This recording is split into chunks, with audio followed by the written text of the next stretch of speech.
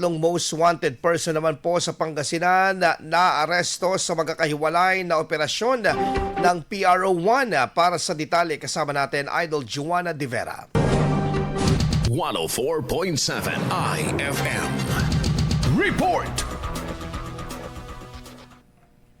Tatlong most wanted persons sa lalawigan aresto ng Police Regional Office 1 sa magkakahiwalay ngunit magkakasabay na operasyon. Ayon sa ulat, target ng operasyon ng mga wanted person na nahaharap sa kasong rape, statutory rape at acts of lasciviousness. Sabay ng Umingan, nadakip ng mga tauhan ng Umingan Municipal Police Station ang 32 anyos na construction worker na itinuturing na top most wanted person ng naturang bayan dahil sa kasong rape.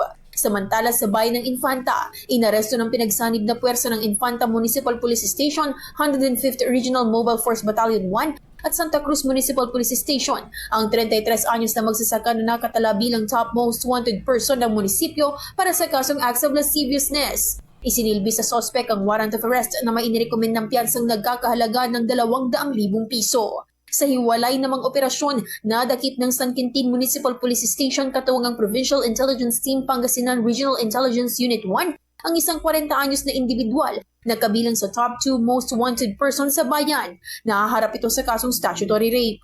Kasalukuyang nasa kustodiya na ng kani-kanilang himpilan ng pulisya ang mga naarestong individual para sa dokumentasyon at kaukulang disposisyon. Kasama mula dito sa IFM Dagupan, ito si Idol Joanna De Vera, Tatak IFM.